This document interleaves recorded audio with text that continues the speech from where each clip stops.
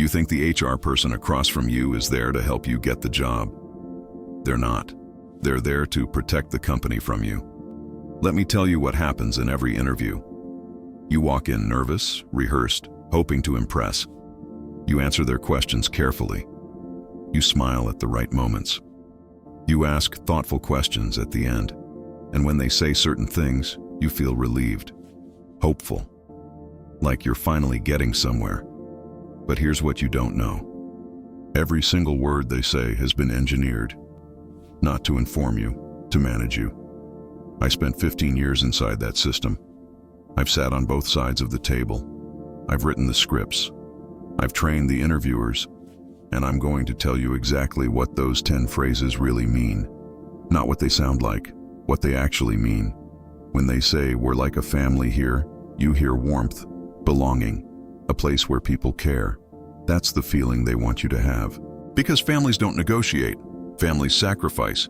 You don't ask your family for a raise. You don't set boundaries with your family. You just give. And that's exactly what they're counting on. This phrase is a preemptive strike against your future self. The one who will want to leave at 5. The one who will ask for more money. The one who will say no. They're planting a seed, guilt. And it works. Because 6 months from now, when you're drowning in work, you won't push back. You'll think, but we're a family. When they tell you we promote from within, you feel hopeful, like there's a clear path, like loyalty will be rewarded. But here's what that actually means. They don't want to pay market rate. External hires cost more. They have leverage. They have other offers. You don't. You're already inside, already invested, already underpaid. So they dangle the idea of promotion to keep you there. And yes, technically they do promote from within. Sometimes, the CEO's former colleague, the director's mentee, people who were always going to rise. But you hear that phrase and think it applies to you. It doesn't.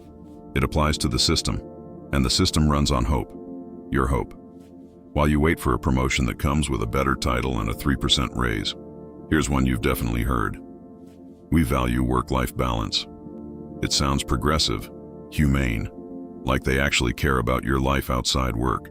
But listen to what happens after you're hired. The messages at 8 p.m., the weekend emails, the subtle comments about people who really care, staying late. The phrase isn't a promise, it's liability protection. They said it in the interview. It's in the handbook. So when you burn out, when you break, they'll point to that phrase. They'll say they offered balance. You just didn't take it. They've transferred the responsibility from the system to you. And you'll believe them.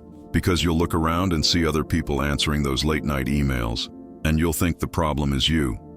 When they say, "We're looking for someone who can hit the ground running," it sounds like respect, like they think you're capable, experienced, ready. What it actually means is they don't want to invest in you. No training budget, no onboarding plan, no patience. You're supposed to arrive fully formed and immediately productive. And when you ask questions, when you need context, when you make a mistake because you don't know the hidden processes, they'll be disappointed. Because they told you. They were looking for someone who could hit the ground running. You said you could. The setup was already there, and you walked right into it. They'll tell you, there's no ceiling here for the right person. And you'll feel seen. Special. Like they're looking at you and seeing potential. But that phrase has a trap door. The right person. Which means if you don't advance, it's not because the system is rigged. It's because you weren't the right person. They've built in deniability. And here's the trick. The right person is never defined by performance. It's defined retroactively. Whoever succeeds was the right person. Whoever doesn't wasn't. You can't argue with it. You can't even see it. Because the criteria shift depending on who's being evaluated. And you'll spend years trying to become the right person, not realizing the phrase was never about you. It was about them, protecting their discretion. When HR says we're a fast-paced environment, you hear energy, growth, excitement. What they mean is chaos, disorganization, constant fire drills, no processes, no planning, just reaction. And you'll be expected to keep up, to never complain, because they warned you. They said it was fast-paced. You signed up for this. The phrase normalizes dysfunction. It reframes poor management as a cultural trait, and once you're inside, you can't call it out. Because fast-paced is what you wanted. Remember? Here's a subtle one. What's your biggest weakness? You think it's a real question. That they want self-awareness. Growth mindset. So you give them something humble but strategic. I care too much. I work too hard. And they nod. But here's the truth. They're not listening to your answer. They're watching how you handle pressure, how you spin, how you perform vulnerability without actually being vulnerable. It's a loyalty test. Can you stay on message even when the question is designed to break you? And if you give a real answer, an actual weakness, they won't see honesty. They'll see risk.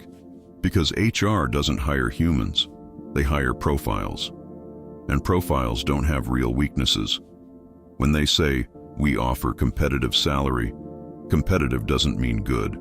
It means comparable. To the lowest acceptable standard in the market. They've done the research. They know exactly how little they can offer without you walking away. And the word competitive makes you feel like you're getting something fair, something fought for. You're not. You're getting the floor. And when you try to negotiate, they'll act hurt, surprised, like you're being unreasonable, because they already told you. It's competitive. What more do you want? They'll mention opportunities for growth, and you'll picture yourself learning, evolving, gaining new skills. But growth in corporate language doesn't mean your growth. It means the company's growth, and your role in it. More responsibility, same pay, expanded scope, no promotion, just growth. Your workload will grow, your stress will grow. And when you ask about a title change, they'll remind you, you wanted growth. This is it. And here's the one that should make you pause. Why do you want to work here? You think they're asking about passion, culture fit, alignment. They're not. They're asking how desperate you are. Because if you give a real answer, if you say, I need a job, or the pay is good, you lose. You're not a believer. But if you perform enthusiasm, if you pretend this company is your dream, you also lose. Because now they know you'll accept less. You'll stay longer. You'll tolerate more. Because you said you wanted to be here. The question is a trap. Both answers hurt you, and they know it. So what happens if you keep playing by these rules? If you keep hearing these phrases and taking them at face value? You optimize for the wrong things. You try to be the right culture fit. You work late to prove your family. You wait for the promotion they said happens from within. And 5 years pass, then 10. And you look around and realize the people who advanced didn't believe any of it. They didn't try to hit the ground running. They negotiated from day one. They set boundaries. They left at 5. They asked for raises. They switched companies. They treated the job like a transaction. Because that's what it is. The system isn't designed for you to win by being good. It's designed for you to stay by believing. Believing the job is more than a job. Believing the company cares.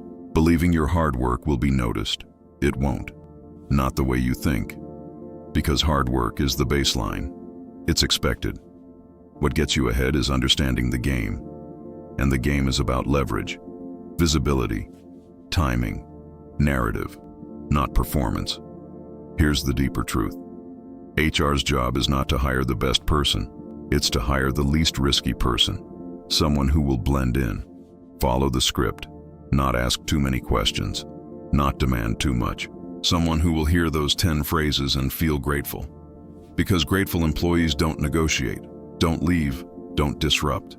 And that's what the system needs to survive. Your compliance, dressed up as opportunity. So what do you do with this? You stop believing the words. You start watching the behavior. You ask about turnover. You ask why the role is open. You ask what happened to the last person. You negotiate everything up front. You set boundaries on day one. You treat the interview like they treat you. As a transaction, not a favor, not a family reunion, a business deal. And when they say, we're like a family here, you smile, you nod. And in your head, you translate it. They need me more than they're letting on. And that's your leverage. The problem isn't that you didn't get the job. It's that you wanted it for the wrong reasons. You wanted to belong, to be chosen, to prove yourself. But the companies that make you prove yourself will never stop testing. They'll never say you've done enough, because the system runs on your insecurity. And the moment you stop needing their validation is the moment you start winning. You were never supposed to figure this out, but now you have, and you can't unhear it.